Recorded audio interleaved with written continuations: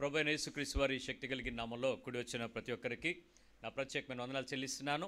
మరోసారి ఆ ప్రదేశాల్లో నుంచి దేవుని యొక్క వాక్యాన్ని వీక్షిస్తున్న మీ అందరికీ నా శుభాహ్వానాన్ని తెలియజేస్తున్నాను. మనం నేర్చుకుంటున్నటువంటి విశ్వాస వాక్యాన్ని అర్థం చేసుకుందాం. క్రైస్తవ జీవితంలో దేవుని యొక్క మందిరంలోనికి రావటం ప్రారంభించటం, దేవుని గురించినటువంటి అర్థవంతమైన విషయాలని అర్థం చేసుకోవటం, ఆత్మ యొక్క బలాన్ని తెలుసుకోవటం నెమ్మదిగా పెరుగుతుండే కొద్దీ ఒక వ్యక్తికి లోకముతో దూరం అవుతాడు, దేవునికి దగ్గర అవుతాడు. లోకానికి దూరం అవడం అంటే లోకంలో ఉండేటువంటి ఇష్టం, లోకంలో ఉండే స్నేహం, లోకంలో ఉండే సంతోషం, లోకంలో ఉండే ప్రజలు అత్యధికంగా ఆకర్షించబడేటువంటి విషయాలు ఏమైతే ఉంటాయో వాటిని క్రైస్తవుడుగా కంప్లీట్గా దేవునితో గడిపే సమయానికి ఆధిక్యతను ఇస్తూ ఎక్కువ విలువగా ఎంచటం, ఆనందించటం నేర్చుకుంటాడు. లోకంలో ఉండే ఆనందాలకు లోకం ఎంతైతే పరుగులు పెడద్దో దేవునితో ఉండే ఆనందానికి క్రైస్తవుడు అంత ఎక్కువ ప్రాధాన్యతతో పరుగులు పెడతాడు. అది నాకు దేవుడు అంటే విలువ, నాకు దేవుడు అంటే ఇష్టం, నాకు దేవుడు అంటే ప్రాధాన్యత అనుకునేటప్పుడు మీరు చేసేటువంటి సామాన్యమైనటువంటి పని. ఆ పని ఎప్పుడు తెలుస్తుంది అనంటే మందిరానికి రావటమో, ఆధ్యాత్మిక కార్యక్రమాలకు చింతన కలిగి ఉండడమో, సువార్త ప్రకటించడానికి ఇష్టం కలిగి ఉండటమో మరో విషయాలు కాదు. కానీ దేవునితో గడపటం అనేటువంటి ప్రాథమికమైన రెండు విషయాలలో ఆ వ్యక్తి తను చేసేటువంటి పనిని ఇష్టంగా చూపిస్తాడు. ఏంటి ఆ రెండు విషయాల్లోనంటే, మొట్టమొదటిది ఆయన ఏమై ఉన్నాడో, ఆయన ఏమి అని ఉన్నాడో ఆ రెండింటి మీద ధ్యాస కలిగి ఆయన మాటతో ఎక్కువ సంబంధాన్ని కలిగి ఉండడానికి ప్రయత్నం చేయటం. అంటే దేవుని యొక్క వాక్య ధ్యానము దివారాత్రాలు ధ్యానించేవాడు ధన్యుడు, దేవుని మాట ప్రకారం జీవించడానికి ఇష్టపడేవాడు ఇష్టం కలిగిన ధన్యత, దానికి ప్రయాసపడతాడు. రెండవది ఆయనతో మాట్లాడడానికి, దేవునితో మాట్లాడడానికి వాక్యముతో కాక దేవునితో ప్రత్యక్ష సంబంధం కలిగి ఉండేటువంటి ప్రార్థన అని చెప్పబడే ఆ అనుభవమైనటువంటి మాటకు ఇష్టపడుతూ ఉంటాడు. ఈ రెండు పనులు చేసే వ్యక్తి దేవుడంటే అతనికి ఇష్టం అనేటువంటి విషయాన్ని చూసి కానీ చూడకుండా కానీ చెప్పేయచ్చు. వాక్యాన్ని ఎక్కువగా ప్రేమించే వ్యక్తి, దేవునితో ఎక్కువగా గడిపే వ్యక్తి, అతడు మాత్రమే దేవునికి ఇష్టడు అనేటువంటి విషయానికి మనం ముద్ర వేయచ్చు. ఈ రెండూ కాకుండా మాకు చర్చ్ అంటే ఇష్టం, మా పాస్టర్ గారు ఉపదేశాలంటే ఇష్టం, యూట్యూబ్లో ప్రసంగాలంటే ఇష్టం, మాకు చర్చిలో పాటలు అంటే ఇష్టం, మ్యూజిక్ అంటే ఇష్టం, ఆరాధన అంటే ఇష్టం, మాకు పరలోకం వెళ్ళినట్టు ఉంటుంది చర్చి, ఇవన్నీ అబద్ధాలే. ఇవన్నీ అబద్ధాలే. దేవునిలో నిజమైనటువంటి సంతోషం ఏంటి అని అంటే ఈ రెండింటితోనే మిగిలినవన్నీ ఆధారపడి ఉంటాయి.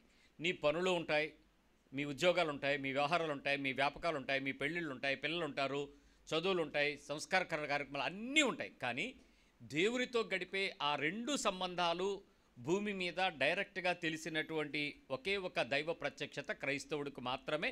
అది వాక్యముగాను, ఆయనతో మాట్లాడే ప్రార్థనగాను, మధ్యవర్తి లేకుండా ఈ సంబంధం నేర్చుకోవాలి. ఈ సంబంధంలో మనం గడిచిన మాట్లాడుకున్నట్లు దేవుని దగ్గరికి వెళ్ళి మన అవసరతలు అడగడం వేరు, చెప్పడం వేరు, కోరికలు కోరుకోవటం నేరం అని నేర్చుకున్నాం. ఒకసారి చూడండి, ఆదికాండము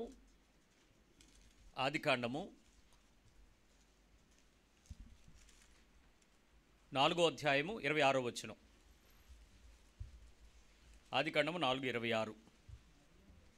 మరియు షేతునకు కూడా కుమారుడు పుట్టెను, అతనికి ఎనోషు అని పేరు పెట్టెను. అప్పుడు యెహోవా నామమున ప్రార్థన చేయటం ఆరంభమైనది. ఇక్కడ దేవునితో మాట్లాడడం ప్రారంభమైంది, దేవుని దగ్గరికి వెళ్ళడం ప్రారంభమైంది, దేవునికి సంగతులు చెప్పడం ప్రారంభమైంది, దేవునికి ఇష్టమైన పని చేయటం ప్రారంభమైంది, దేవునితో గడపడం ప్రారంభమైంది. దేవుడు ఏదైతే ఆలోచిస్తున్నాడో ఆ విషయాలు అవగాహనతో ఆ వ్యక్తి వెళ్ళి దేవునితో గడుపుతుండడం ప్రారంభమైంది అనేది ఇక్కడ మనకు తెలిసింది. ఇక్కడ నుంచి మీరు కిందకు వచ్చి చూస్తే 18వ వచనం చూడండి. హేరోదు 165వ అధ్యాయము 18వ వచనం. హేరోదు 162 బ్రతికి హనోకును కనెను. హనోకును కనిన తరువాత యెరెదు 800 ఏండ్లు బ్రతికి కుమారులను కుమార్తెలను కనెను. యెరెదు దినములన్నీయు 962 ఏండ్లు. ఇక్కడ హనోకు పుట్టిన తరువాత 21వ వచనంలో 65 ఏండ్లు బ్రతికి మెతుషులను కనెను. హనోకు మెతుషులను కనిన తరువాత 300 ఏండ్లు దేవునితో నడుచుచు కుమారులను కుమార్తెలను కనెను. ఇక్కడ హనోకు దినములన్నీ 365 ఏండ్లు. హనోకు దేవునితో నడిచిన తర్వాత దేవుడు అతన్ని తీసుకుని పోయిన కనుక అతడు లేకపోయాను. హనోకు దేవునితో నడిచాడని చదివే మనం హనోకు దేవునితో నడుస్తున్నటువంటి కాలంలో దేవుడితో ఏం చేశాడో బైబిల్ చెప్పలా. గమనించండి, ప్రార్థన ప్రారంభించబడిను అని చెప్పబడిన లేఖనం, ప్రార్థన ప్రారంభించబడిన తరువాత కాలంలో ఇదంతా ప్రార్థన కంటిన్యూ అవుతుంది అని చెప్తున్నాడు. కానీ ఇక్కడికి వచ్చిన తర్వాత హనోకు దేవునితో నడవడం ప్రారంభించాడని చెప్పాడు. ఇది ఆది కాండంలో ఏ మనిషినైతే దేవుడు తయారు చేశాడో, ఏ మనిషిలో నుంచి అయితే దేవుడు తయారు చేసినటువంటి ఉత్పత్తి క్రమమైనటువంటి ప్రత్యుత్పత్తి ప్రారంభమై దేవుని వలన నేను ఒక మనుషుని సంపాదించుకున్నానని అవ్వ చెప్పిందో, ఆ సంతాన వృద్ధి చెందుతూ ఉండేటప్పుడు దేవునితో మాట్లాడడం, దేవునితో నడవడం, ఈ రెండు సంబంధాలు మనకు చూపిస్తున్నాయి. మళ్ళీ చెప్తున్నాను, ఏ వ్యక్తి ప్రారంభమైన పురుషుడిగా ఉన్నాడో అతడిలో నుంచి వచ్చినటువంటి వ్యక్తులతో సంబంధం ప్రారంభించిన మొదటి తరములో దేవునితో నడవడం, దేవునితో మాట్లాడడం, ప్రార్థన మరియు దేవునితో నడక, ఈ రెండు స్టార్ట్ అయ్యాయని మన బైబిల్ చెప్పింది. ఏం అడిగాడు? షేతు కాలం తర్వాత వాళ్ళు మాట్లాడుతున్న మాటల్లో దేవుని దగ్గరికి వెళ్ళి ఏం అడిగారు? ఏమైనా రాశారా? రాయలేదు. ఏం కోరుకున్నారు? పోనే రాయలేదు. ఏం అడుగుంటాడని మీరు ఊహిస్తున్నారు? ఏమీ రాయలేదు. దేవునితో నడిచినప్పుడైనా వెళ్ళి, దేవా నువ్వు నాతో నడవకపోతే బాగోదు, లేకపోతే నేను వచ్చేస్తానని పేచి పెట్టినట్టుందా? ఏం జరిగింది ఇక్కడ?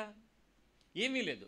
ఇక్కడ నుంచి మీరు చూసుకుంటూ దేవునితో మాట్లాడడం, లేక దేవుడు వాళ్ళ దగ్గరికి వచ్చి మాట్లాడటం ప్రారంభించిన సంగతులు జరిగిన తర్వాత మీరు అధ్యాయాల తర్వాత అబ్రహామును చూస్తారు, నోవహ్ కాలం తర్వాత అబ్రహామును చూస్తారు. ఇట్లా చాలామందితో దేవుడు కలుగు చేసుకుని మాట్లాడడం చూస్తాం. ఇక్కడ దేవుని దగ్గరకు వచ్చినటువంటి మాట్లాడుతున్నటువంటి జనం ఎవ్వరూ కూడా నాకు ఇది కావాలి అని కోరుకున్న వాళ్ళని ఎవరినైనా చూసారా? ఏ విషయాల్లోనైనా మాకు ఇది కావాలని పాత నిబంధనలో మందసం ఏర్పాటు చేసి ప్రత్యక్ష గుడారం ఏర్పాటైన తర్వాత సకల జనులు వాళ్ళ యొక్క యాకోబు వంశపు వర్గాల తరపున ఆ 12 గోత్రాలు లైన్లో వచ్చి ఏఫోద్ ధరించుకున్న ప్రధాన యాజకుడు అక్కడ ఉన్నప్పుడు బలులు అర్పిస్తాం. అక్కడ జరుగుతున్నటువంటి పరిస్థితులన్నీ లేవీలు జరిగిస్తుండే. వాళ్ళు ఎప్పుడైనా వచ్చి దేవుని దగ్గరికి వచ్చి వారు కోరికలు కోరిరి అని ఎక్కడైనా చూసారా? బైబిల్ ఎక్కడా చెప్పని విషయాలు క్రొత్త నిబంధన క్రైస్తవ్యంలో ఈ సోకాల్డ్ క్రిస్టియన్ ప్రీచర్స్ అనబడినటువంటి ఈ ఇంకా గట్టిగా చెప్పాలంటే వీళ్ళందరూ కూడా గారడి సీమోన్లైన సేవకులు, మేము మీకోసం ప్రార్థన చేస్తాం రండి అని పిలుస్తున్నారు. గారడి సీమోన్లు మీ కానుకలు తీసుకోవటానికి, మీ అర్పణలు తీసుకోవటానికి, మీ భాగాలు తీసుకోవటానికి దొంగలై మీకోసం మేము ప్రార్థన చేస్తాం, చేయించుకుందరు రండి అని పిలుస్తున్నారు. జనం ఎడతెగక ఆ ప్రదేశాలకు వెళ్ళి ప్రార్థన అనుభవం కలిగింది అనేటట్టు గడుపుతున్నారు. మరికొంతమంది జనము లోకంలో ఉండేటువంటి పరిస్థితులకు తగిన ప్రార్థనలను పెట్టి మన కోరికల లిస్టులు చిట్టాలు పట్టుకెళ్ళి, ఒక ఆయన అంటాడు తెల్ల కాగితం పట్టుకెళ్ళండి, ఆయన చేత సంతకం పెట్టించుకోండి, తర్వాత మీరు రాసుకోండి. ఎవడండి మీరు? ఆయన దగ్గర తెల్ల కాగితం పట్టుకెళ్ళి ఆయన చేత సంతకం పెట్టించుకుంటావా? యేసు ప్రభు గ్రాంటెడ్ అని నువ్వు రాసుకుంటావా దాని మీద 1 2 3 4? ఎక్కడ జరుగుతున్నాయి ఈ విషయాలంటే, ఇలాంటి ఆధ్యాత్మిక పుస్తకాలు మనకి విరివిగా దొరికిపోయి విపరీతమైన ఉత్సాహాన్ని, ఉద్రేకాన్ని పుట్టించి ఆత్మీయులుగా మనల్ని ప్రార్థనా పరులను చేస్తాం. ఒక 2 3 కూర్చుని వాళ్ళ ఇంట్లో లిస్టులన్నీ పట్టుకొచ్చి వాళ్ళ ఇంట్లో కష్టాలన్నీ ఏకరు పెట్టి దేవుణ్ణి శోధించటం ప్రార్థన అంటున్నారు.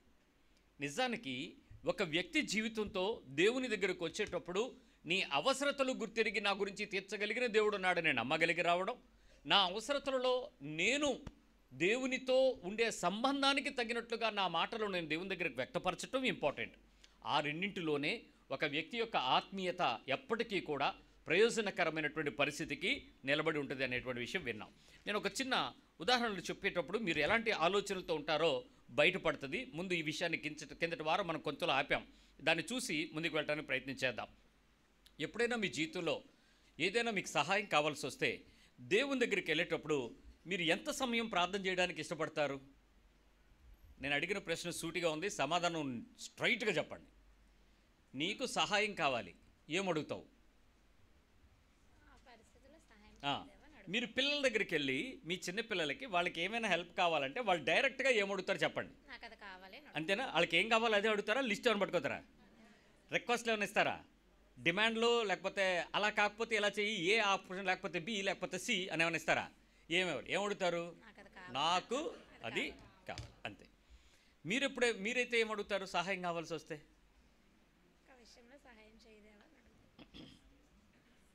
పెద్దవాళ్ళు తెలివితేటలు ఎక్కువ కాదు, అందులో డిక్టేషన్లో గ్రామర్లో తెలిసిన వాళ్ళం కాదు. దేవుడితో ఏం మాట్లాడాలో కూడా డిసైడింగ్ ఫ్యాక్టర్స్ ఉన్నాయి కొంతమందికి. లిస్టులు పెట్టుకుని ప్రార్థనకి వెళ్తారు, దానికి 1000 స్తోత్రాలు చదివి ఆ తర్వాత లిస్టు పట్టుకొచ్చి ఇది ఇస్తాం. ఆలోచించండి. నేనైతే ఒకటే అడుగుతాను, ప్రభువా హెల్ప్ మీ, నాకు సహాయం చేయండి. కొంతమంది ఆమెను చెప్పకపోతే ప్రార్థన కంప్లీట్ అవ్వదు. ఇదో గొడవ ఉంది ఈ మధ్య. ఆమె అనలేదు నువ్వు అంటే, ఆమె అనకపోతే దేవుడు ఎండా? నువ్వు ఏసునామాలో ఆమె అనకపోతే బయటికి వెళ్ళిపోద్ది. నేను అడిగింది ఎవరికి? నా హృదయం ఎవరితో ఉంది? నా ఆలోచన ఎవరితో ఉంది? నా క్రియకు, నా కర్త కర్మ క్రియ నన్ను రక్షించువాడైన యేసు వైపు చూస్తున్నానా, ఇంకో దయ్యం దేవత వైపు చూశానా? నేను పోనీ మా పాస్టర్ వైపు చూశానా? యెహోషువ నామంటే ఆడవడం మళ్ళీ ఏమీ లేదు. నాకున్నది నా ధ్యాస, ఆశ యేసు మీద నేను చూస్తూ ఉండేటప్పుడు నేను యేసు నామంలో అడిగానా, ఆమెను చెప్పానా లేదా? అలాగే నీదేం కొత్త భాషలేం కాదు. నువ్వు చెప్పాల్సి వచ్చినప్పుడు చెప్పు. నీ నమ్మకాన్ని ప్రకటించగలుగుతున్నప్పుడు నీకు అవిశ్వాసపు తలంపుల మధ్యలో అయితే వాటిని చేయి. గుంపుగా కూడుకున్నప్పుడు, ప్రజలు నా ప్రార్థనను వింటున్నప్పుడు నాతో పాటు ఏకీభవించాలి అని అంటే, అప్పుడు నేను ఆమెన్ అనే పదం విన్నప్పుడు నేను ముగించబడ్డాను. నన్ను మీరు ఏకీభవించి అందరూ కూడా అలాగున్న దేవుడు చేయనుగాక అని చెప్పండి అనడానికి ఆమెన్ అనే సూచన. గుంపుగా ఉండేటప్పుడు 10 మంది ఉండేటప్పుడు, ఈ రోజుల్లో ఈ పిఏ సిస్టంలు వచ్చినాయి. అవి ఎక్కడున్నాయండి? ఆ రోజుల్లో 100 మంది కూర్చున్నప్పుడు ఎవడో ఏదో బిజీలో ఉంటాడు. ఇక్కడ నేను గట్టిగా ఆమెన్ అని అరిస్తే అప్పుడు అందరికి అర్థం అవుతుంది, ఆపాడరా ప్రేయర్ అని. అప్పుడు నువ్వు కూడా ఆమెన్ అంటావు, ఏకీభవించమని. ఇప్పుడు ఆ విషయాన్ని నేను ఒక్కడనే మాట్లాడుకునేటప్పుడు నువ్వు ఆమెన్ చెప్పావా? యేసునామంలో అడిగావా? తండ్రి అన్నావా లేదా? యేసయ్యా అన్నావా లేదా? నాయనా అన్నావా లేదా? ఏం పట్టించుకోడండి. నీ భాష కన్నా నీ హృదయంలో నుంచి వస్తున్న ఆత్మస్వరముతో దేవునితో సంబంధం దగ్గరికి వెళ్తున్నావా లేదా అన్నది ఇంపార్టెంట్. ఇక్కడ మొక్కుబడిగా నీ మాటలు 20 ఉన్నాయా 30 ఉన్నాయా లెక్కేసి కొలతేసి మీటర్ ప్రార్థన, బరువైంది ప్రార్థన ఇలాంటివి ఏముండవు. దాంట్లో కన్నీళ్ళు ఉన్నాయా, మూలుగుందా, ముక్కున్నా ఏం చూడ దేవుడు చూసుకోండి. ఇప్పుడు ఈ విషయంలో దేవా నాకు సహాయం చేయండి అనేది యథార్థంగా చేయగలిగినటువంటి హృదయపూర్వకమైనటువంటి నా అభ్యర్థన, నా అవసరం, దాని రిక్వెస్ట్ దేవుని కోరుకునేటువంటి ప్రార్థన ఎలాగే అయిపోద్దో చెప్తాను. ప్రభువా, నేను వెళ్ళేటప్పుడు వాళ్ళు ఉంచేలా చూడండి, వాళ్ళు అక్కడికి వచ్చి నాకు ఇచ్చేలాగా చెయ్యండి, వాళ్ళు రాత్రి ఫోన్ ఎత్తలేదు ఇప్పుడు దొరికేలాగా చెయ్యండి. ఇవన్నీ ఏంటి? సూచనలా, సలహాలా దేవునికి? మీరు దేవుని సహాయం అడిగినప్పుడు దేవుని తన సార్వభౌమిక అధికారాన్ని ఉపయోగించడానికి ఆయనకు ఒక స్వేచ్ఛా స్వాతంత్రుడని గుర్తించి ఆయన దైవిక నీతికి నన్ను విధేయుడు అవ్వడం నా క్రైస్తవ్యం. How I can say some suggestions to God? దేవునికి మీరు రిక్వెస్ట్లు ఇవ్వడం ఏంటి, సలహాలు చెప్పడం ఏంటి? ప్రభువా నువ్వేం చేస్తావో తెలియదు. ఏం చేస్తావో తెలియదంటే ఏమన్నా చేయమన్నావా, ఏం చేయొద్దంటావా? నువ్వు ఎలాగో ఒకలాగే దేవుడు అవినీతికరమైన పని ఎలా చేస్తాడు? నీతికరంగానే చేస్తాడు కదా. ఆయన చేసేది ఒక క్రమమే ఉంటుంది. అక్రమం చేయడు, ఆయన అబద్ధం ఆడడు, తప్పు చేయడు, పొరపాటు చేయనివ్వడు, కాలముకు మించి చేయడు, కాలానికి ముందు చేయడు. ఆయన టైంలో చేసేవాడికి నువ్వెవడవండి మధ్యలో డైరెక్షను? మళ్ళీ ఏమనంటే నేనే గనక నీ భక్తుడినైతే కాకపోతే ఆయన నిన్ను పట్టించుకోవడానికి కారణం ఏంటి? నువ్వు ఆయన కొరకు ఆయన చిత్తం చేసావా, ఆయన ఇష్టం చేసావా, ఆయన నీతిని నెరవేర్చావా, ఆయన కొరకు నువ్వేమన్నా కోల్పోయావా? నీ విశ్వాసాన్ని, నీ హృదయాన్ని దేవుని మీద కానుకొని నిన్ను నువ్వు చంపుకున్నావా లేదా? అవేమీ జరగకుండా నా దేవునితో నేను మాట్లాడుతున్నాను అనుకుని చేసుకునే రోజల్లా చేసే వేషధారణ జీవితంలో నువ్వు 4 మాటలు ప్రార్థన అంటే ఎవరిని నమ్మిస్తావయ్యా? ఎవరితో నడుస్తున్నావు? ఇక్కడ ప్రేయర్ చేయటం అనేటువంటి కాన్సెప్ట్లోనే నీ ప్రార్థన అనే మోసపూచులోనే నీ భక్తిని పెంచుకుంటున్నావు. అలాంటి వేషాలు వేయొద్దు. యథార్థంగా వద్దాం, దేవునితో చక్కగా మాట్లాడదాం. ప్రభు వీళ్ళ చే నాకు అనవసరం, నాకు నీ హెల్ప్ కావాలి, నువ్వు నాకు ఎలా చేయాలనుకుంటున్నావు అలా చేయి. ఇప్పుడు నేను అడిగాను, ప్రభు నువ్వు నాకు సహాయం చేయని, నేను నమ్ముతాను. నేను చేయాల్సిన పని నేను చెయ్యకుండా నాకు నేను సహాయము కొరకు దేవుని దగ్గరికి రావడానికి అవ్వదు. పాత నిబంధనలో ఆదికాండపు ప్రార్థన మీకు ఎందుకు చూపించానంటే, అక్కడ నుంచి ఇక్కడ వరకు కూడా ఒక వ్యక్తి నన్ను అడిగాడు, పాస్టర్ గారు దీపాన్ని గాలిలో పెట్టి దేవుడా రక్షించు అంటే దేవుడు కాపాడతాడా కాపాడ్డా అని అడిగాడు. దీనికి 2 సూత్రాలు ఉన్నాయి. మీరు ఎవరికైనా చెప్పాల్సి వస్తాడు చక్కగా చెప్పండి. 2 విషయాలు ఏంటంటే, మొట్టమొదటిది దేవుని మహిమ కొరకు అయితే అది జరుగుద్ది, ఇది మనందరం చెప్పే సూత్రం. రెండవది ఏంటంటే, చేతులు అడ్డం పెట్టినా గాలేసి ఆర్పేస్తాడు, కాబట్టి నా విశ్వాసం సరిగా ఉంటే కూడా కార్యం జరిగిపోద్ది. దేవుని మహిమ లేకపోతే నీ విశ్వాసం, ఈ 2 కారణాలు కాదు. మొదటిగా కారణం ఏంటంటే, దేవుని దగ్గరికి వచ్చి ఇలాంటి ఇల్ ప్రాక్టీస్ చేయటానికి క్రైస్తవ్యం నీకే అధికారం ఇవ్వలే. నీ దేవుని దగ్గరికి వచ్చి ఇలాంటి చెత్త పనులు చేయటానికి నీ విశ్వాసం అని కానీ నీ నిరీక్షణ అని కానీ నువ్వు చెప్పక్కర్లేదు. అలాంటివి చెయ్యమని చెప్పట్లేదు బైబిల్. అలాంటివి చేస్తారని కూడా గ్యారంటీ ఎక్కడ ఇవ్వలా.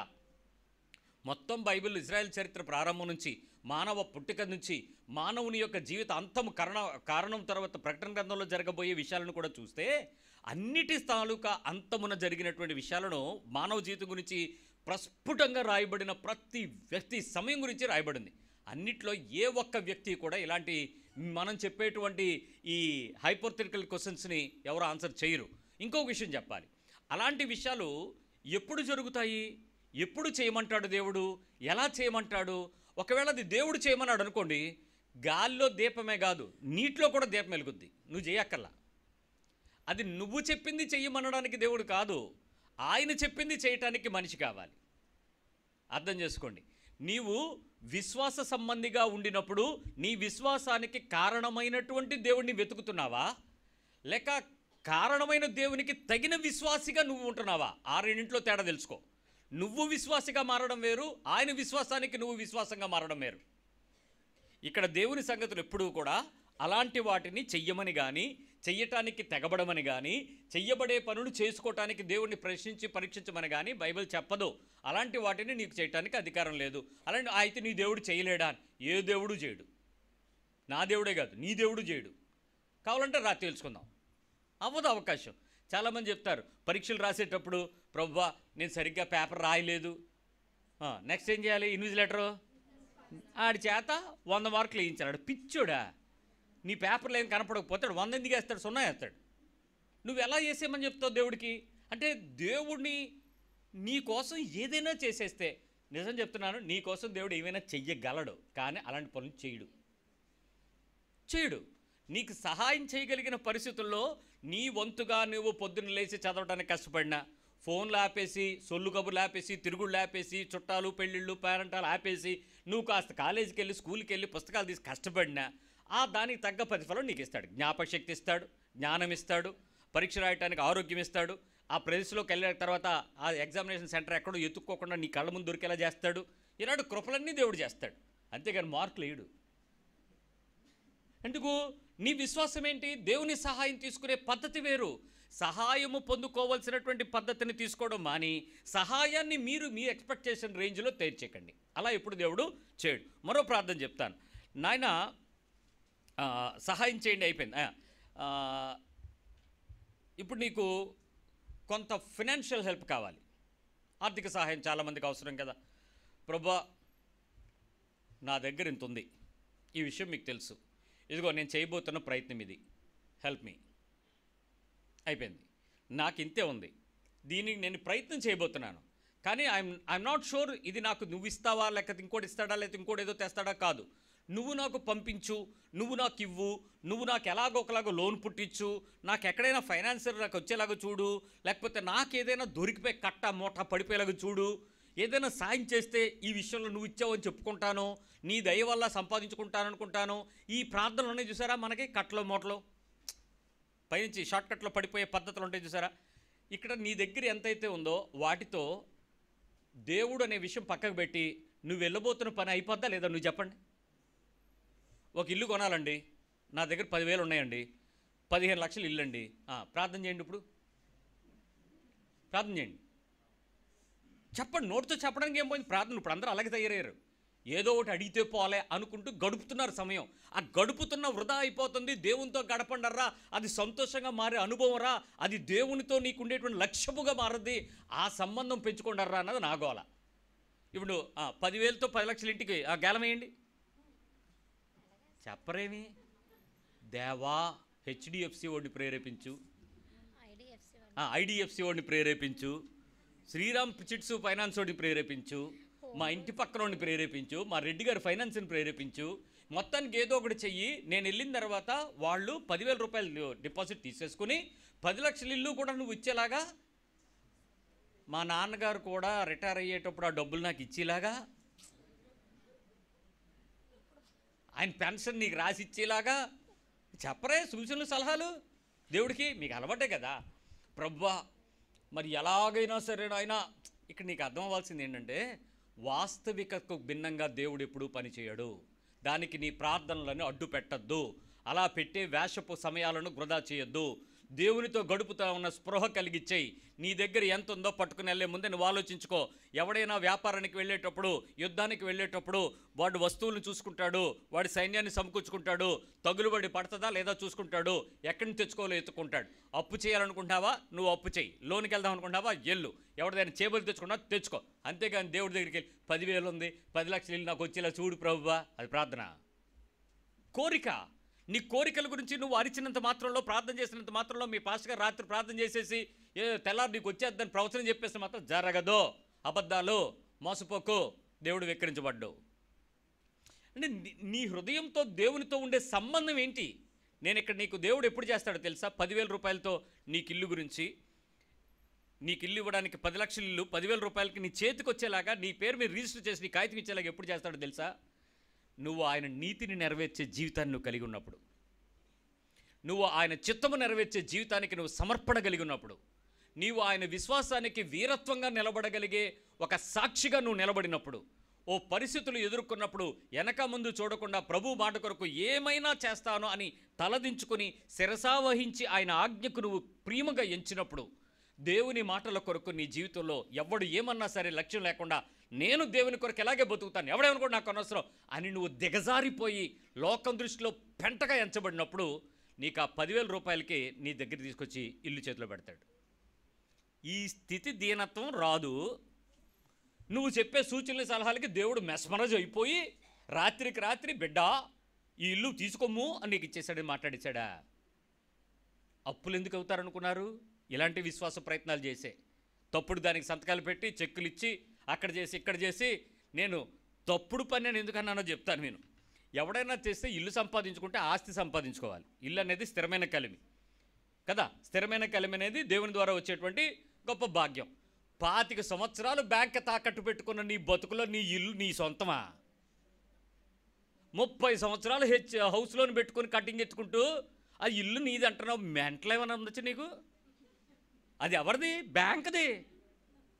నువ్వు తాకట్టెట్టుకుని కొంపలో బతుకుతూ అది నా ఇల్లు అంటావేంటి? వెళ్ళి డాక్యుమెంట్ పట్టరా చూద్దాం ఎవరి పేరు మీద ఉందో. హైపోతికేటట్టు ఎవరు అవుట్. అర్థం లేని ప్రార్థనలో దానికి ఏం ప్రతిష్టలు. మేము వెళ్ళి రెబ్బలు గెత్తరించమంటాడు ఒకడు నన్ను. పిచ్చి ఆశలు ఇది లోన్లు కొన్నావు, ఇది అప్పు, నువ్వు తాత్కాలిక గుడారు ఇది. ఈరోజు దీనిలో ఉంటావు, రేపు పోతావు, రేపు నువ్వు కట్టుకుపోతాడు పట్టుకుపోతాడు, నువ్వు చస్తే మీ ఆవిడ కూడా రాదు, ఇది పోతే ఎందుకు ఇది? వస్తాను ప్రార్థన చేస్తాను ఉన్నంతకాలం ఉండిపో అంతే. రెబ్బలు కత్తిరించడం, కొబ్బరికాయలు గొత్తించడం, దాని చేత పేడ ఇంచు ఉచ్చయించి తిప్పడం, పెయ్యిని ముందే మాకన్నా ముందే తిప్పేస్తున్నారు వీళ్ళు. ఓ పక్క అదే అయిపోవాలి ఇదే అయిపోవాలి. అమ్మగారు ఊరుకోదు, వాళ్ళ అమ్మ ఒకటి ఉంటుంది ఎవడో. నీ విశ్వాస జీవితంలో దేవుని కొరకైనటువంటి సాక్ష్య జీవితపు హృదయం తెరవబడని ప్రార్థనలు దేవుడు అంగీకరించడు. ప్రియులారా, మోసపోకండి, మోసపోవద్దు. ఇలాంటి విషయాల్లో ఎప్పుడు కూడా మీరు ఆ టెంప్టెడ్ థింగ్స్కి మారిపోకండి. ఇలాంటి విషయాల్లో దేవా నాకు సహాయం చేయండి అని నువ్వు అడిగే ప్రతి సందర్భంలో ఏ విషయంలో కూడా ఎవరి సహాయం నుంచి కూడా నువ్వు ఎప్పుడైనా యథార్థంగా చేస్తే ఒక వర్షం చేయగలుగుతావు. ఏంటో చెప్తాను. ప్రభువా ఈ విషయంలో ఎవరిని ఇబ్బంది పెట్టకండి అని అడగండి ఒకసారి. నా దగ్గర 10,000 ఉంది, నాకు ఆ 10 లక్షల ఇల్లు మీద మోజు ఉంది, మనసు ఉంది. ఇది నా అవసరం అయితే కాదు, ప్రస్తుతం నేను అద్దె కట్టుకోవడానికి 2,000 ఇంట్లో ఉన్నాను. ఈ అవసరం నాకు తీరిపోతుంది. కరెంటు బిల్లు ఏసీ వేసినా కూడా 300 దాటలేదు, కృపణిచ్చావు మీటర్కి, స్తోత్రం. కాబట్టి ఈ ఇల్లు దాటి నేను ఆ 10 లక్షల రూపాయలకి ఇల్లుకి వెళ్లకుండా మనసు కొట్టుకుంటుంది, నా హృదయం కొట్టుకుంటుంది. మా పిల్లల్ని ఎలాగైనా లిఫ్ట్లో ఎక్కడం పైకి దిగడం చూడాలనిపిస్తుంది. కాబట్టి చెప్పేశాను ప్రభువా, కానీ ఎవరిని ఇబ్బంది పెట్టకుండా నీ చిత్తమైతే ఇవ్వని అడగండి. నోరు వస్తుంది చూద్దాం ఎవరికైనా. ఎవ్వడికి రాదు నోట్లోంచి ప్రార్థన. ఇది యథార్థమైన ప్రార్థన. ఎందుకు? ఆయన చిత్తం కాదని మీకు కూడా తెలుసు, అవునా కదా? ఇవన్నీ నా కోరికలే, దేవుడు ఎవడో అని మీకు తెలుసు. తెలిసి ఇలాగ ఎందుకండి మోసపోతున్నారు భక్తిలో? నా బాధ అర్థం చేసుకోండి. నువ్వు చేస్తున్నటువంటి ప్రార్థన యేసుక్రీస్తుకే, నువ్వు అడుగుతున్నది యేసునే, నువ్వు ఉంటున్నది నమ్ముతున్నది దేవుణ్ణే. కానీ అది యథార్థంగా ఉంటే నీకు దేవుడు బెనిఫిట్ ఎసర్ట్ అండి. ఆ రిలేషన్షిప్ పెంచుకోండి. ఈ మాస్ మోడల్ని అబద్ధాలు ఎందుకు టైం గడుపుతారు? నాతో ఒక ట్రూ ఫ్రెండ్, యథార్థంగా సహాయం చేసేవాడు ఒకడు వచ్చి నాతో ఉన్నోడికి, ఇలా మీలాగా ఇప్పుడు మనం చెప్తున్న వాళ్ళలాగా నాతో ఉన్నోడికి మీరు ఎవరిని ఇష్టపడతారు చెప్పండి? ఎవరిని ఇష్టపడతారు? యథార్థంగా ఇష్టపడతారా? మరి దేవుడు అలా కాదా? ఎలా నమ్ముతారండి మీరు? నా దగ్గరకు వచ్చి అలా ట్రూ హార్ట్గా మాట్లాడే వ్యక్తి ఉంటే వాడితో నేను ఏమైనా చెప్తాను. అందుకు అబ్రహాముతో నేను చేయబోయినది నా సేవకుడైన అబ్రహాం మరుగుపరచనానండి. యథార్థత అంటే అది. అతని స్థితి ఎలాంటిదైనా దేవుడితో మాట్లాడతాడు, దేవుడితో చెప్పుకుంటాడు, దేవుడి దగ్గర నుంచే చూసుకుంటాడు. దేన్ని బట్టి అచ్చేపడ్డు, దేవుని బట్టి ఈర్చిపడ్డు. అది దేవుని దగ్గర ఉండేటువంటి లక్ష్యం. దేవుని సేవకు, దేవుని కొరకు మాటకు నిలబడితే నీ హృదయంలో ఉండే దుఃఖం అలాంటిది, ప్రేమ అలాంటిది, దేవుడు అంటే ఇష్టం అలాంటిది. నాకు ఇది లేదని ఏడవడు, నాకు ఇది కావాలని అడగడు. ఎవడున్నాడు ఇక్కడ? మాట్లాడరేంటి? అబ్రహాం ఎందుకు ఉంటాడు? ఒకడే ఉంటాడు. మనం ఎందుకు ఉంటాం? అబ్రహాం వాగ్దానాలన్నీ నాయే. అబ్రహాం వాగ్దానం నీదే. ఎవడిస్తాడు? ఎందుకు ఇస్తాడు? అబ్రహాముని పిలిచిన దేవుడు అబ్రహాముని సిద్ధపరుస్తాడు. నువ్వెందుకు ఆ వాగ్దానాలు పట్టేసుకుని గెంతేస్తావు, ఆనందిస్తావు?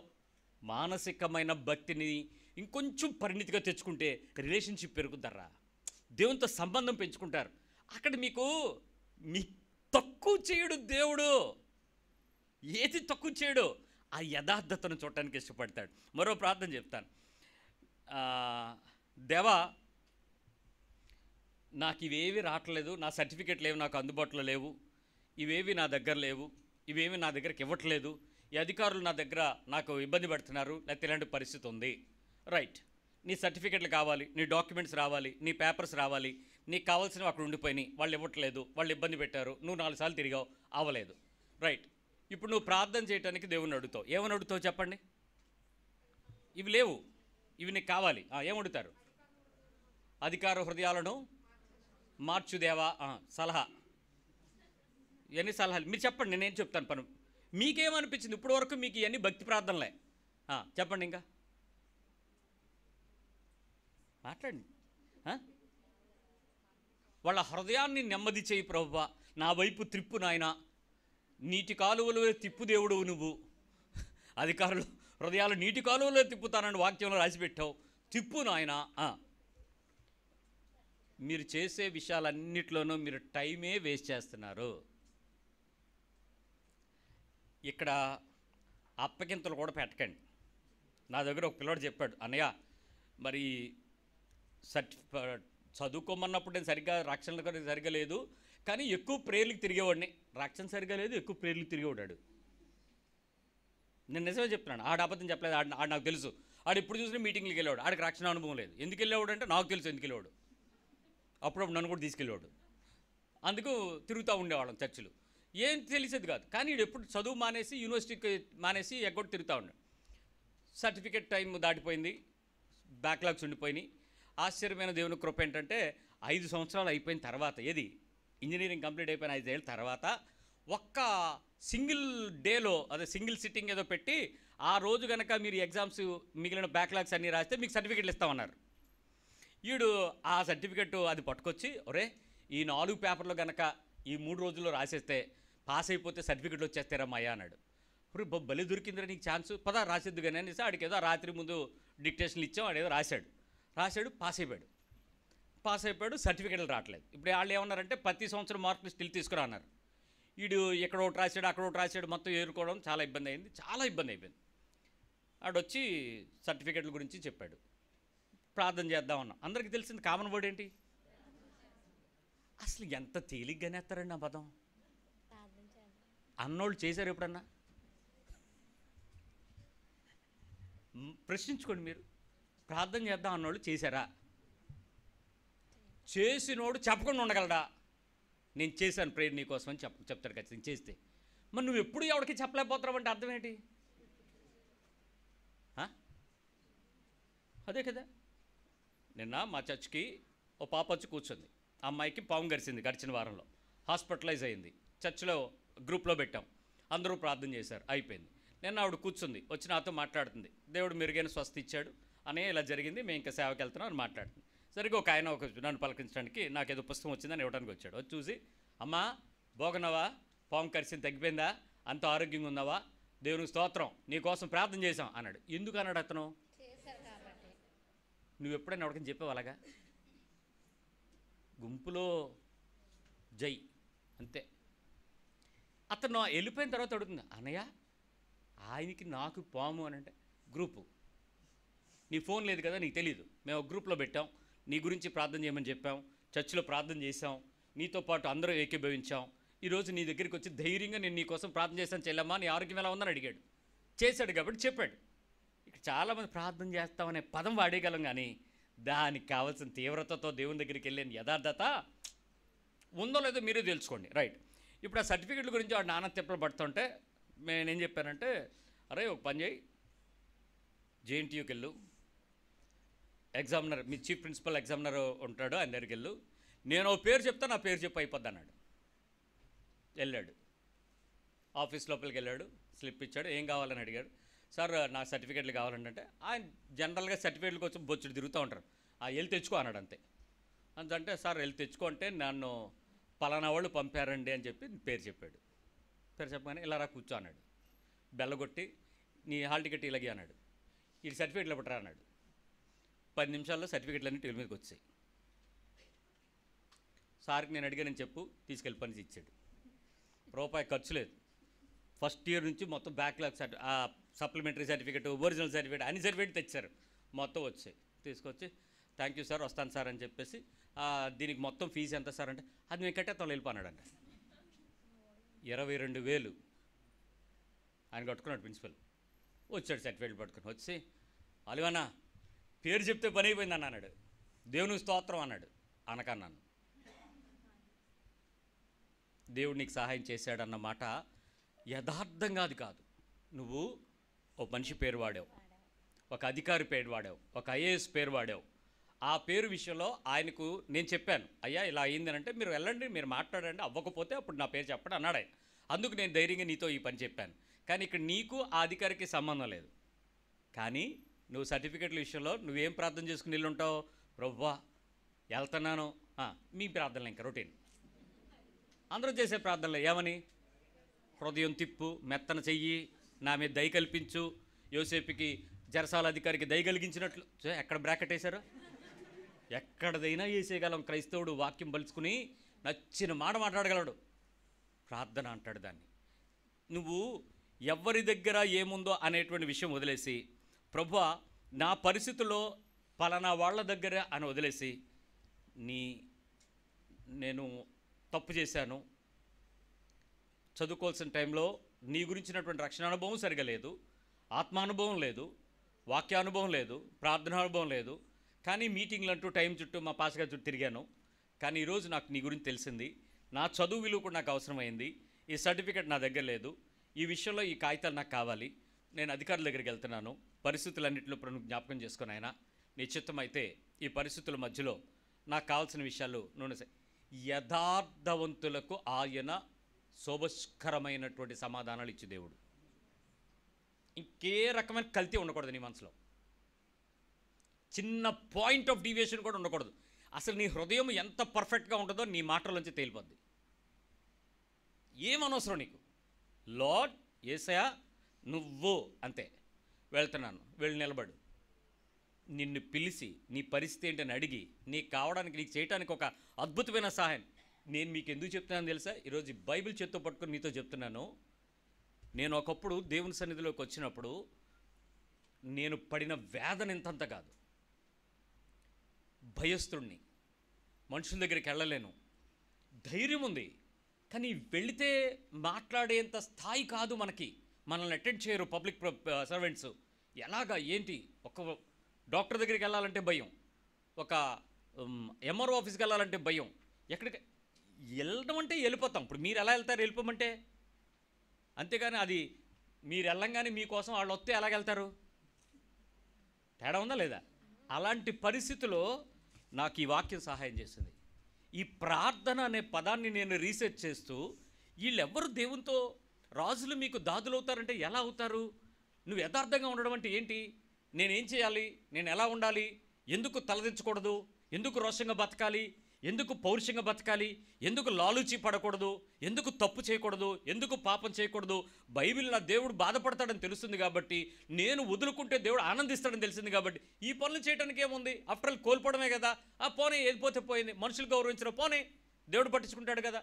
మనుషులు ముద్దు పెట్టుకోరు, పోనీ అసహించుకొని ఉమ్మేస్తే దేవుడు నన్ను చేర్చుకుంటాడు కదా. మనుషులు నా కన్నీరు చూసి నవ్వుతారు, ఆయన తుడుచుకుంటాడుగా, నా కన్నీళ్ళు తుడుస్తాడుగా, ఏముందలే.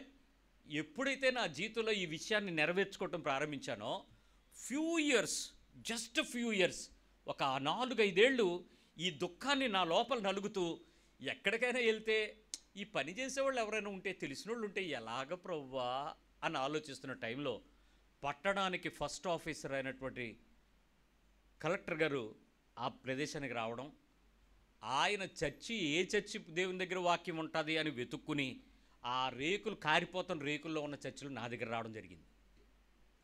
కలెక్టర్ గారు వచ్చి చర్చిలో కూర్చుని వాక్యం వింటుంటే నలుగురు నుంచి ఇలాగా ఆయన దగ్గర. ఈయన వస్తున్నారని ఆర్డీఓ గారు, ఆయన వస్తున్నారని మరొక పోలీసు వాళ్ళు, ఆయన వస్తున్నారని మరొకడు, మొత్తం పట్టణంలో ఉన్నటువంటి అధికారులు అందరూ అక్కడ రావడం మొదలెట్టారు. ఇప్పుడు ఏ పనికైనా ఎక్కడికైనా నువ్వు వెళ్ళాలా ఆలోస్తారా? నేను చెప్పడం కూడా భయమే.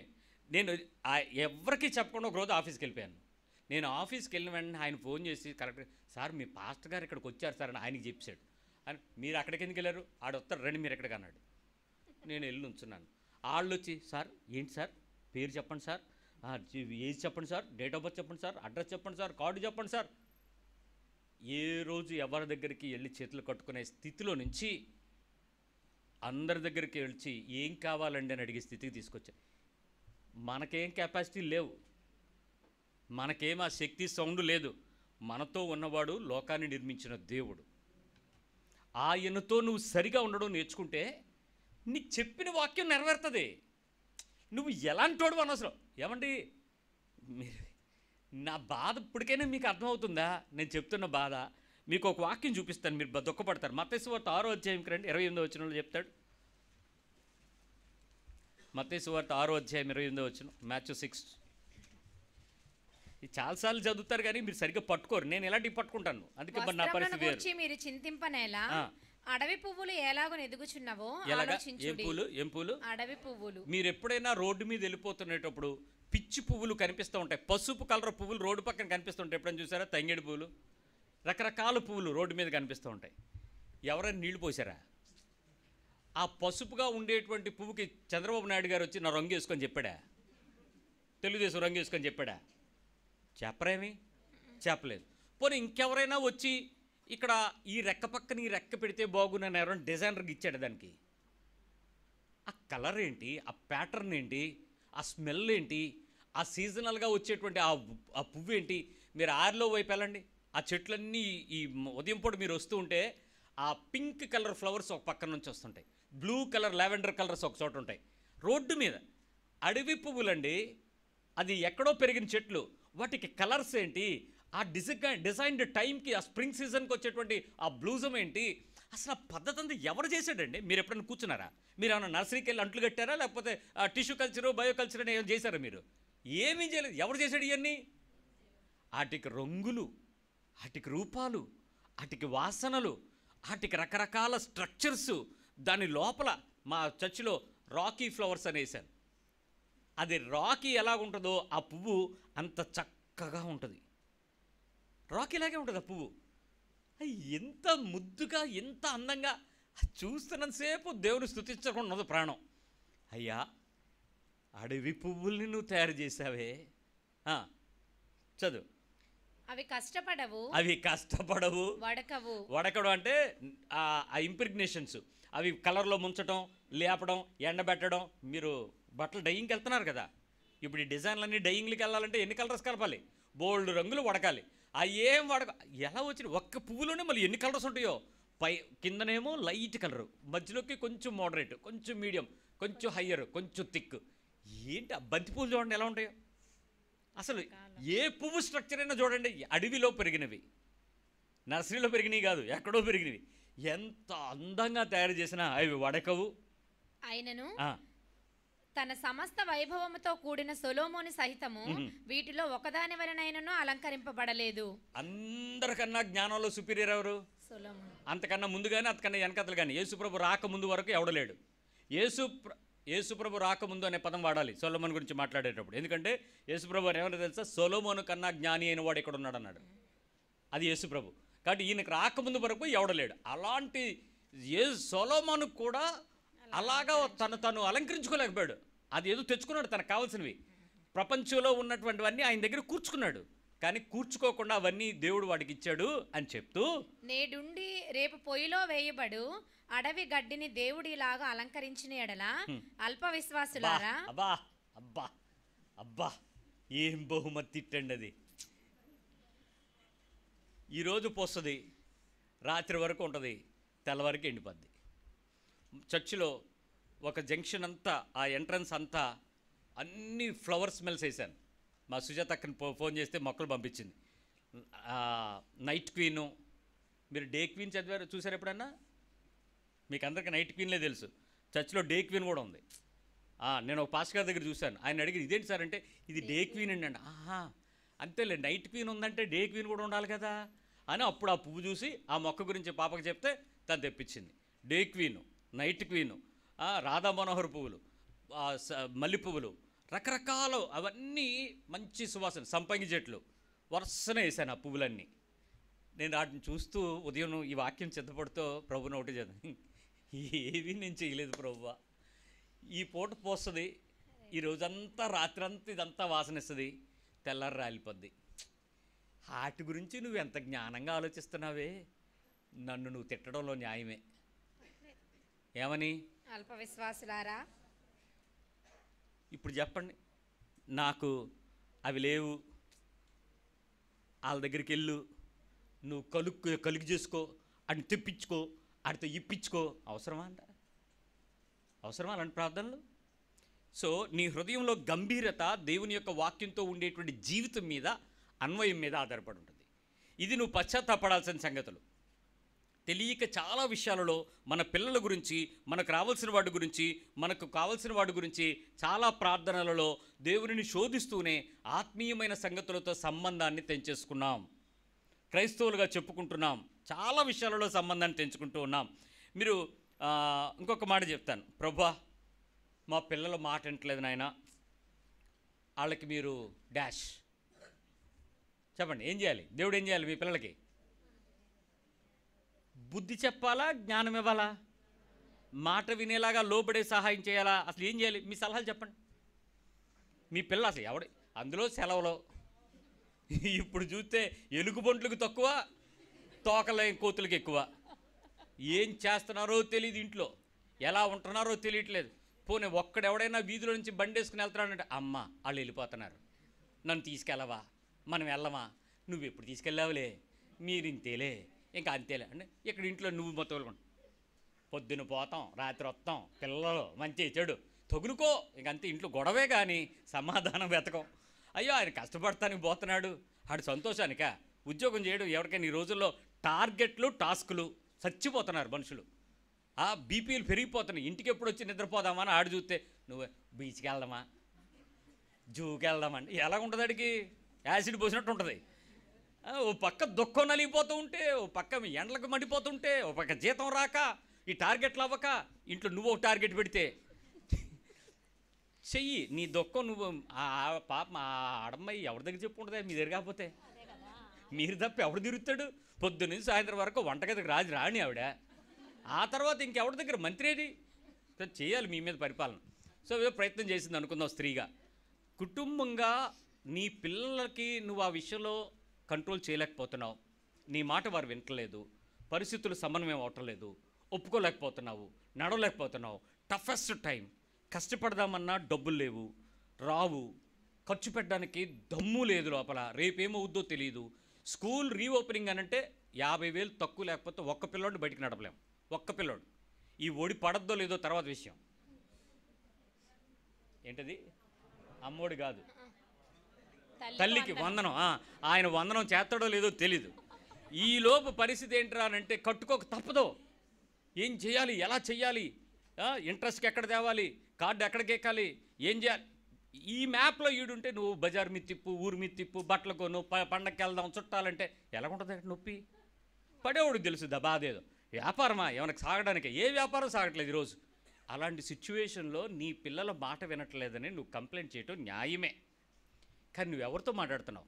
దీవినిచ్చిన ఆయనతో మాట్లాడుతున్నావు. నీ పిల్లల మాట వింటలేదని నువ్వు ఏడుస్తున్న ఏడుపు గొట్టుదానా, పిల్లలు లేని తల్లిని చూడు, ఆమె స్వప్నం అది. ఒక బిడ్డను కనడం ఒక స్వప్నం, ఒక ఆశ. ఈరోజు నీకు దాని మిశ్రమ దుఃఖం. ఏమనాలి? నిన్ను పెంచడం చేత కదని నిన్ను తిట్టాలా? లేనిదాన్ని అడుగు, ఆ గొడ్రాలను అడుగు, ఆవిడ చెప్పొద్దు ఆ దుఃఖం ఏంటో.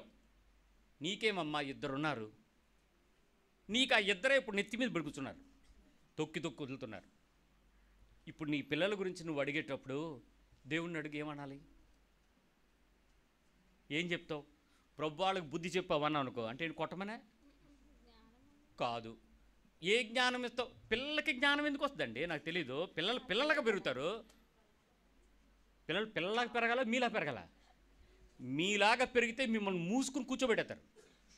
నువ్వు చేసే పని ఇలా కాదని చెప్తున్నాడు, జాగ్రత్త. ఇప్పుడు పిల్లలు అంత హైబ్రిడ్ రకాలు. పిల్లలాగే ఉంటారు వాళ్ళు. అలా ఉండద్దంటావేంటి? వాళ్ళు పెంచడానికి నాకు సహాయం చేయలేడు. నాకు ఆ జ్ఞానం ఇవ్వు ప్రభు అని చెప్పు. నేను ఎలాగ వాళ్ళని సిద్ధపరచాలో, ఎట్లా వాళ్ళని స్థిరపరచాలో, ఎలా వాళ్ళకి మాదిరిగా ఉండాలో, ఎలా వాళ్ళకి నేను ప్రోత్సాహకరమైన తల్లిగా తండ్రిగా మారాలో ఆ విషయంలో నాకు నేర్పించు ప్రభువా. నేను ఫెయిల్ అవుతున్నాను ఇక్కడ. నా పిల్లల మాట వింటలేదేంటి? వాళ్ళు పిల్లలండి, వాళ్ళు మాట వినరు. దేవుడు వాళ్ళు డిజైన్ చేశాడు అలాగా. నువ్వు ప్రభువా వాళ్ళ పిల్లోడు ఎంత బుద్ధిమంతుడో, బుద్ధి లేనిదానా. వాళ్ళ పిల్లోడిని దేవుడు దీవిస్తే నీకేమొచ్చింది? నువ్వు వాళ్ళ పిల్లోడితో పోలిస్తావేంటి? అంటే నీ పిల్లోడు లేనందుకు వాళ్ళ పిల్లోడు ఉన్నందుకు ఆ దేవుని దగ్గరికి వెళ్ళావు. అక్కసు కదా అది. తప్పుడు గొట్టు ప్రార్థనలు. అంటే నీ హృదయము నిజంగా దేవుడే కదా ఏదైనా మాట్లాడచ్చు అనుకుంటున్నారే. నా నొప్పి అర్థమవుతుందా? ఏదైనా చెప్పచ్చని అలుసుగా మాట్లాడుతున్నావే. ఓ పాస్టర్ గారితో మాట్లాడినట్టు మాట్లాడుతున్నావే. మీ అన్నయ్యే కదా, మీ బాబే కదా, మీ తమ్ముడే కదా, మీ అయ్యగారే కదా, అలా ఇష్టం వచ్చినట్టు వెళ్ళిపోయి మాట్లాడుకునేంత స్వేచ్ఛ ఉన్నట్టు మాట్లాడుతున్నావే. పెదవులు కాచుకోమని బైబిల్ చెప్పలేదా? బుద్ధిగా జ్ఞానంగా మాట్లాడమని చెప్పలేదా? యథార్థంగా దేవుని దగ్గరికి రా అని చెప్పలేదా? నీ లోపాన్ని ఒప్పుకునే స్థితికి దిగమని చెప్పలేదా? ఎందుకు రావు నువ్వు? ఆ విషయాలపై నీ అవగాహన ఏంటి? మెచ్యూర్డ్గా ఆలోచించు. మామూలుగా ఇలాంటి పనికే నువ్వు మీ స్కూల్కి వెళ్ళి మా పిల్లోడు మాట వింటలేదండి అని అంటే ఆ టీచర్ 4 పీకుద్ది, 4 కర్రతో కొట్టేద్ది, లేకపోతే ఇంకేదో మోకాళ్ళు ఏం చేద్ది. ఆ తర్వాత ఆడొచ్చి ఇంటికి వచ్చి ఏం చెప్తాడు? నువ్వే మా టీచర్ని కొట్టమన్నావని నీ మీద అలుగుతాడు. ఆ వైరం ఎప్పటికైనా పోద్దండి. అటు ఆ టీచర్ మీద యాసిడ్ కోసం పెరుగుతాడు. నిన్నెప్పుడు ఓల్డేజ్ హోమ్లో వేసేద్దామని చూస్తాడు. ఇద్దరిని నాశనం చేసేస్తున్నావు నువ్వు. పిల్లలు అలాగే తయారయ్యారు ఈరోజు. మీరు ఏది వద్దన్నా ఆడి గన్ కల్చర్ ఎందుకు వచ్చింది? ఈరోజు ఇంత దరిద్రమైన పరిస్థితుల్లో దేశం నాశనం అవడానికి కారణం ఎవరు? మన పెంపకమే. దేవుని తప్పేమీ లేదు ఇక్కడ. దేవునితో నీ సంబంధంలో కూడా నీ పిల్లల విషయంలో అయ్యా వాక్యం ఇలా చెప్తుంది, తల్లిగా నేను నేర్చుకోవాల్సిన లక్షణాలు ఇవి. నేను ఇంకా గట్టిగా నిందించాలంటే పిల్లల్ని ఎలా పెంచాలో తెలుసుకొని గర్విష్ఠులు పిల్లల్ని కనేశారు. గర్విష్ఠులు పిల్లల్ని కన్నారు. ఎలా పెంచాలో జ్ఞానం మీ దగ్గర నేర్చుకోకుండా, నా పిల్లలకి నేను ఎలాంటి తల్లిగా ఉండాలో అనే జ్ఞానం లేకుండా. ఇందాక నేను యూత్కి చెప్తున్నప్పుడు చెప్పాను, పిల్లలుగా మీరుండి మీ ఇంట్లో మీరు పిల్లల్ని కని తర్వాత మొగుడు పెళ్ళాలు దెబ్బలాడుకుంటే పిల్లలు ఏమవుతారు చెప్పండి? అసలు అన్నం తిన్నావా, పెంట తింటున్నావా నువ్వు? మీరు ఇద్దరు డిస్కషన్స్, డిస్టర్బెన్సెస్ మీ ఇద్దరి మధ్యలో పిల్లలు ఎప్పుడైనా చూడొచ్చు? అసలు ఏ విషయంలోనే చూస్తే వాళ్ళు ఎలా పెరుగుతారు? ఏం వాళ్ళ పసి మనసుల్లోకి నువ్వు ఏం ఇంజెక్ట్ చేస్తున్నావు? విషయం కాదు. అలాంటి దాన్ని నువ్వు గొడ్రాలుగా ఉంటే సుఖం కాదు మాకు. దేశాన్ని నాశనం చేయడానికి తయారయ్యావు పిల్లలు లేక. ఇటు కన్నదానివి పోనీ మర్యాదగా ఏమన్నా కాపురం చేస్తున్నావా అంటే ఆ దానికి నీకు లేదు, ఈ నోరొదుపు ఉండదు. మీరేమో భక్తి సంఘంలో పెద్దలు, ఏం ఊరే ఎద్దు మిమ్మల్ని ఎన్నాళ్ళండి నేర్చుకుంటారు?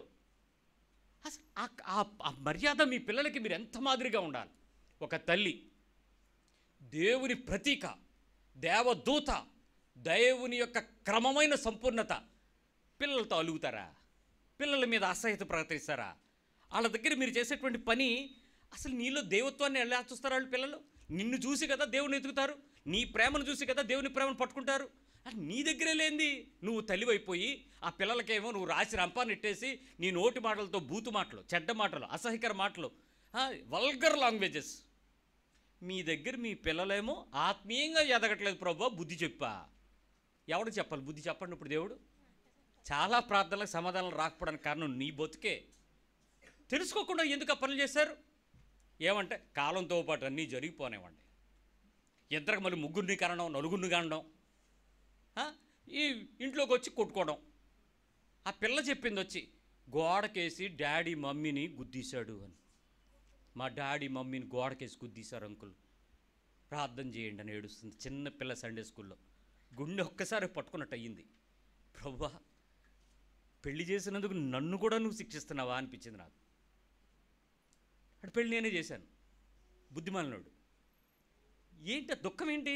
దేవుడు ఆ పని చేయటానిక కనమన్నాడు నిన్ను? ఆ పని చేయటానిక పెళ్లి చేసుకోమన్నాడు? ఎందుకు ఆ పరిపూర్ణత వాక్యంలో నీకు ఇంకా రాకపోవడం ఏంటి? ఎంతకాలం అండి నచ్చరింగ్ నీకు? ఇన్ని సంవత్సరాల నుంచి నేర్చుకుంటున్నావు, ఇన్ని సంవత్సరాల నుంచి చదువుతున్నావు, దేవునితో మాట్లాడే సంబంధం సరి చేసుకోవా? దానికి తగ్గట్టు నీ ప్రవర్తన అంతటి మీద దేవుని వాక్యానికి అధికారానికి ఒప్పుకోవా? ఇటు మారవో అటు మానవో, ప్రార్థనా మానవో, నీ భక్తి ఎంత గొప్పదో. ఇప్పుడు నీ పిల్లల్ని మార్చమని అడుగు, ఏం మాట్లాడతావు? ఏం మాట్లాడతావు? నేను నిజం చెప్తున్నాను, ఇదిగో నా ముందు పెరుగుతున్న ఈ యవ్వన పిల్లలు, నా బోధ విని పెరిగినటువంటి ఈ పిల్లలు భవిష్యత్తులో వీరు తల్లులైన తర్వాత మీలాగా మాత్రం ప్రవర్తించరాళ్ళు. మీలాగా అసలు ఒక్క వీసం కూడా పనిచేయరాళ్ళు. అంత పర్ఫెక్ట్గా ఎదుగుతారు వాళ్ళు. వాళ్ళకి వాక్యం అర్థమవుతుంది. ఇలా ఉన్నారు మా ఇంట్లో, మేము ఇలా ఉండకూడదు, మా పిల్లల్ని మేము ఇలా పెంచి రాయల్ ప్రీస్ట్కి, అది సర్వాధికారి అయిన దేవునికి నా పిల్లల్ని నేను ఇలా అర్పణగా ఇవ్వాలి అన్న కోరికతో పెరుగుతారు వీళ్ళు. ఏం పెరిగారండి ఏపుగా తాడి చెట్టులాగా. వయసులో వచ్చేసి కూడా బుద్ధి రాలేదు, ఇప్పటికీ నెమ్మది లేదు ఇళ్లలో. ఫోన్ ఎత్తాలంటే భయం, ఏ రాత్రి ఏం చెప్తారో కథలో. ఎంతసేపు పెళ్ళ మొగుడు మీద, మొగుడు పెళ్ళ మీద, సిగ్గులేదు ఇంకా ఈ రోజుకి. అసహ్యకరమైన జీవితాలు. దీనికేమో రక్షణ, మారు మనసు, పాటలో, ప్రార్థనలో ఏ తక్కువ చేశారు మీకు? దేవుని మాట వినిన తరువాత దాని ప్రకారం నా శరీరంలో అణువు, కణము, చర్మము, రక్తము, మాంసము, ఎముక, దంతము, అంతరేంద్రియాలు, వాటిలో స్రవించుచున్న స్రావాలు క్రీస్తు యొక్క శరీరము, రక్తము నా శరీరంలోకి వెళ్ళేటప్పుడు వాటి ద్వారా సమ్మిళితమై నా శరీరము రూపాంతరం చెందకపోతే నా భక్తి వ్యర్థం. ఎన్ని సంవత్సరాలు నువ్వు కమ్యూన్ సర్వ్ చేసినా, ఎన్ని సంవత్సరాలు కమ్యూన్ తిన్నా కూడా వ్యర్థం. ఏది బతుకులో మార్పేది? ఆ స్థితికి మారని నీ స్థితిని ఏమని వర్ణించాలి? నీ ప్రార్థన అనే పదంలో దేవుని సంగతులను సైతం అమర్యాదకరంగా చేస్తూ ఉంటే ఎంత కడుపు మండుద్దండి. ఇంకో మాట చెప్తాను. ప్రభువా, ఈ ఇల్లు ఇచ్చావు, నీకు వందనాలు స్తోత్రాలు. ఈ ఇరుకులో నాకు ఇచ్చావు, నీకు వందనాలు స్తోత్రాలు. అయిపోయింది. నీ అవసరతను చూసి నీ ఇంటి పరిస్థితిని హెచ్చించేవాడు దేవుడు. నిన్ను హెచ్చించాలనుకునేవాడు దేవుడు. నా పిల్లలు ఆస్తికర్తలుగా చేస్తాను, నా పిల్లల్ని అనేకుల ఎదుట తలమానికంగా చేస్తాను, వారి కొమ్మును ఘనతను నేను హెచ్చిస్తాను. ఇవన్నీ దేవుని ఆలోచనలు, ఉన్నతమైన సంకల్పాలు, ఆయన పిలుపుకు తగిన పరిణితి. ఆయన సంపూర్ణుడై ఉన్నాడు. ఆయన నమ్మిన బిడ్డల్ని ఆస్తికర్తలుగా చేస్తానన్నాడు. ఆయన మిమ్మల్ని అనాథలుగా విడవనన్నాడు. వాక్యం ఒకసారి అర్థం చేసుకుంటే, వాగ్దానం ఇచ్చినటువంటి దేవుడు మీరు ఏ క్రమంలో ఉన్నా, మేము పార్వతీపురం అనే ప్రాంతానికి దేవుడు పరిచర్యకు పంపించినప్పుడు తలలు వంచకపోతే సూరు గుచ్చుకుపోయేది. ఇక్కడ వంగి వెళ్ళకపోతే పొడుచుకుపోయేది టపక్కని. అంత పాక కిందకి స్లోప్గా స్టీప్గా కిందకు ఉండేవి. ఆల్మోస్ట్ కాళ్ళకి మోకాళ్ళు తగిలిపోయేంత కింద కూర్చుని ఆ గుమ్మలోంచి లోపలికి అలా లోపలికి వెళ్ళి అక్కడ కూర్చొని ప్రార్థన చేసి మళ్ళీ అలా దేక్కుని వెనక రావాలి. 10 సార్లు చెప్పేవారు, బాబ్బు ఒంగు తగిలేదు దొంగలేదు. వాళ్ళు ఏం కాకుండా తప్పకుండా వంగి వెళ్ళిపోయేవారు. మనం వంగలేము. మనమేమో గుమ్మాలు, తలుపులు, వాళ్ళకేమో కింద కొంగడం. తలుపు అంటే ఏంటో తెలుసా? పట్ట గోని పట్టని చుట్టుండేది, దాన్ని ఇలా తాళ్ళు అయితే సక్కన వచ్చేది. వాళ్ళు వచ్చేవారు అంతే. తాళాలు ఏముండే, తలుపులు ఉండేవి కాదు. ఎందుకంటే వెండి బంగారాలు బీరువాలు లేవు కదా వాళ్ళకి. వచ్చేవారు అంతే. కుక్క దూరకుండా మాత్రమే దానికి వచ్చిన రాయి ఎట్టేవారు. అక్కడ తిరగల రాయి ఏముండేది కాదు. ఆ రోజు దేవుని యొక్క వాగ్దానాలు, ఆ అమాయక ప్రజలు ఏమున్నా లేకపోయినా మాకు దేవుడు ఉన్నాడని దేవుని మాటను నమ్మి దేవుని కొరకు బ్రతికిన వాళ్ళు అందరూ ఇప్పుడు ఒక అంతస్తు మీద ఒక అంతస్తు, గోడకి టీవీ, గోడకి టీవీ, కొంతమంది ఏసీలు, చక్కగా పుట్టీలు, ఒక్కొక్క డిజైన్ ఉంటుందంటే ఇలా మనం ఇంకా బోర్డు గోడల మీద ఉన్నాం. వాళ్ళైతే డిజైన్లే. ఆర్కిటెక్చర్ వర్క్ అంతా పైన సీలింగ్లకి పువ్వులు, కాయలు, తాళ్ళు ఎన్నెన్నో పెట్టేసుకున్నారు లైట్లతో సహా, ప్రొఫైల్ లైటింగ్లతో. దేవుని స్తుతించేటప్పుడు ఒకటే చెప్తాను, ప్రభువా నువ్వెవ్వరిని వదిలిపెట్టవు, నేను నమ్మిన వాళ్ళని ఎప్పుడూ వదిలిపెట్టవు. ఈ కోరుకున్న వాళ్ళు మా పార్వతీపురం దాటి విశాఖపట్నం వాళ్ళు ఇలాగే ఉన్నారు. చంద్రాన్ని ఇల్లు ఇయ్యి, జగనన్న కాలనీ ఇయ్యి, 10,000 కట్టాను నాకు కొత్తయా అనయా, 30,000 కట్టాను ఉంటాయా అనయా, వీళ్ళు ఇక్కడే ఉన్నారు. వాళ్ళందరూ 2 ఇళ్ళు కట్టుకున్నారు. ఏంటో తేడా, ఏదో తేడానే. మనం పట్టణం, వాళ్ళు పల్లెటూరులోనే ఉన్నతమైన స్థితిలో దేవుడు నిలబెట్టాడు. వాళ్ళు ఏ రోజు ఇళ్ళ కోసం ప్రార్థన చేయలేదు పిల్లరా, చెప్తున్నాను నేను. కానీ ఈ రోజుకి నీ ప్రార్థనలో అదొక మెయిన్ పాయింట్ చూసుకో. మెయిన్ పాయింట్ చూసుకో.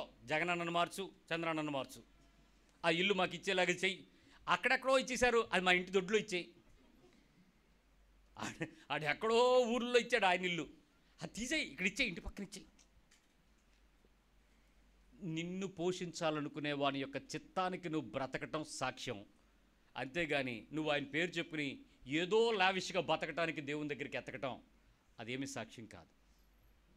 ఇక్కడ నేను నీ ఇల్లు పొందుకోవటం తప్పని నేను అంటలా, కొనుక్కోవడం తప్పని అంటలా. స్తోమత స్థాయి కలిగించినప్పుడు నువ్వు దాన్ని కొనుక్కో, అది భాగ్యమే. దానికి దేవుని దగ్గరికి వెళ్ళి కనిపెట్టక్కర్లేదు, పరిస్థితి అక్కర్లేదు. స్పష్టంగా చెప్పే విషయం చెప్తాను. పిల్లలు బహుమతి ఎవరిది? ఇల్లు కట్టించకపోతే కట్టువాని ప్రయాస ఎవరి దగ్గర నుంచి రావాలి? ఇల్లు, పిల్లలు, వివాహం, ఏకాంగులను సంసారులుగా చేయవాడెవరు? నువ్వు వెతుక్కుని కింద మీద పడితే సంబంధాలు వస్తాయి, ఫోటోలు వస్తాయి, ప్రొఫైలు మార్టిమోనీ సైట్లోకి ఎక్కుద్ది, అంతకుమించి పెళ్ళి అవ్వదు. అది ఎవరు చేయాలి?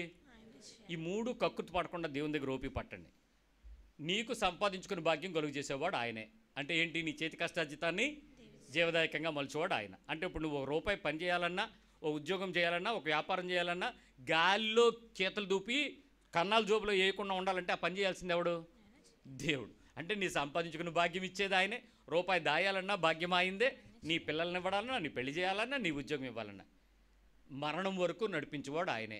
ఇప్పుడు ఆరోగ్యం ఎవరిది? ఇప్పుడు చెప్పండి, గోలెట్టి ఏదేదో ప్రార్థన చేయండి, ఎందుకు చేయటం? ఆయన ఇస్తాడని తెలుసుగా. చెయ్యొద్దని నేను నీతో చెప్పట్లా, చేసే నేచర్ మార్చుకోమని చెప్తున్నాను. చేస్తున్న పద్ధతిని స్థిరంగా ఉండమని చెప్తున్నాను. ఆ క్రమములో దేవుని యందు విశ్వాసంతో ఉండమని చెప్తున్నాను. ఆ పద్ధతిని నమ్మకంగా నిలబడమని వాక్యానుసారం చేయమని చెప్తున్నాను. ఇక్కడ ఏ పరిస్థితుల్లోనైనా దేవుని సంగతులు ఒకటే గుర్తుపెట్టుకోండి, నీ అవసరతలన్నీ దేవుని ద్వారా తీర్చబడతాయి. Yes or no? రైట్. నీ నమ్మకంగా చేసే ప్రార్థనను ప్రతిరోజు కోరికలుగా మార్చకుండా, నా హృదయములో నా వాంఛలు తీర్చు కాకుండా, నీ వాంఛకు నన్ను దేనికి డిజైన్ చేశావో, దేనికి డిఫైన్ చేశావో, దేనికి నన్ను ఈ షేప్లో పెట్టి నన్ను తీసుకొచ్చావో ప్రభువా, ఆ షేప్కి నీ వాంఛకు నన్ను తయారు చెయ్యి, నన్ను సిద్ధపరచు, నన్ను నిలవబెట్టు.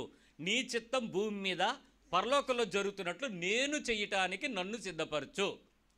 అలా అడిగి చూడండి. మీ చిత్తం జరగకుండా ఆయన చిత్తం చేసాక ఇంక నువ్వేం అడగక్కలేదు. దేవుని చిత్తం పరలోకంలో మిమ్మల్ని మొండిగా చేయటమా, దీవెనకరంగా ఉంచడమా? ప్రకటన గ్రంథం సరిగ్గా చదివితే ప్రకటన గ్రంథంలో ఉన్న దీవెనలు భూమి మీద ఎవడో అనుభవించడం అన్నీ ఉన్నాయి.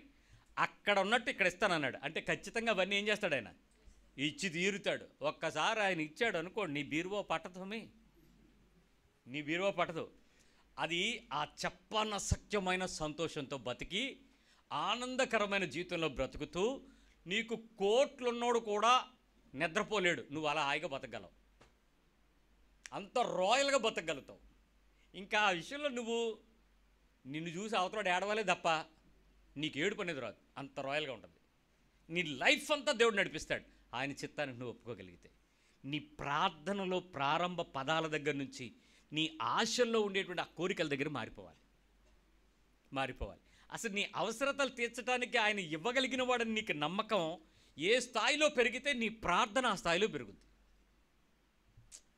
ఈ రెసిప్రోకల్ స్టాండ్ నీకు అర్థం కాకపోతే ప్రార్థన మానేయడం తప్పు, ప్రార్థన చేయకుండా విశ్వాసం అనడం తప్పు, అలాగని ప్రార్థనలో కోరికలు లేకుండా ఉండడం ఒప్పు, ఆ కోరిక నీ చిత్తం కాకుండా ఆయన చిత్తానికి ఒప్పుకోవడం ఒప్పు. నాకు అవసరం కాదు, దేవుని అవసరం అయితే నాకు దొరుకుద్ది అని నిరీక్షణ కలిగి ఉండడం ఒప్పు. ఏ స్థితిలో కూడా నువ్వు ఎవరిని చూడకుండా దేవుని చేతులనే చూడగలిగే, దేవుని వైపే ఎత్తగలిగే, ఆయన మాటని నమ్మగలిగే స్థితికి నీ ప్రార్థన మారితే నేను చెప్తున్న మాట నీ హృదయంలోకి వచ్చినట్టే. ఆ రియలిస్టిక్ థింగ్స్కి మీరు అలవాటు పడండి. రేపు ఉదయాన్నే ఒక చిన్న ప్రార్థన ఇలాంటివి చేయండి, 10 నిమిషాల్లో మీకు సమాధానం వస్తుంది. 10 నిమిషాలు నువ్వు అడిగి దాని గురించి మర్చిపోయి ఆమెనని కాసేపు అటు ఇటు తిరిగి చూసేటట్టు నువ్వు అడిగింది అక్కడ ఉంటుంది. ఇదేంటిది, నేను ఇప్పుడు ఇలా అడిగాను, అన్నయ్య ఎంత గట్టిగా చెప్తున్నానండి, ఇది నిజమేనా? నేను చెప్పింది నేను అనిపించింది చెప్తున్నాను, నేను చేస్తున్న బైబిల్ చెప్తున్నాను. దీని ప్రకారం చేస్తే నీకు దొరుకుద్ది అనేటువంటి 200% అధికారికంగా యేసు చెప్పిన మాట మీకు చూపిస్తున్నాను. అడవి పువ్వులనే చూడండి అన్నాడండి. రేపటి నుంచి మీ ఇంట్లో ఏదో పువ్వు కొనుక్కోండి, దాన్ని చూడండి, ప్రభువా దీనికన్నా నేను బెటరు. ఆ పువ్వు దేవుణ్ణి అడిగి ఉంటుందా, దేవుడు చేసి ఉంటాడా?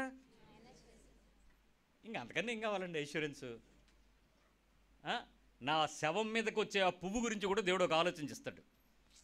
ఎంత ప్లాన్ ఆఫ్ గాడ్ అండి. నన్నెందుకు వదులుతాడండి ఆయన? అది కాదు నీ నమ్మకం, దేవుని మీద ఆనందించడం. నీ తల్లో పెట్టుకునే పువ్వు గురించి నువ్వు ఆలోచిస్తున్నావు, తెల్లాలి ఇస్తే ఆయన దాని గురించి ఎప్పటి నుంచి ఆలోచిస్తున్నాడు, ఎవరి తల్లో పెట్టాలని. నువ్వు ఆయన చెవులో పెట్టుకో. ప్రార్థన అండి.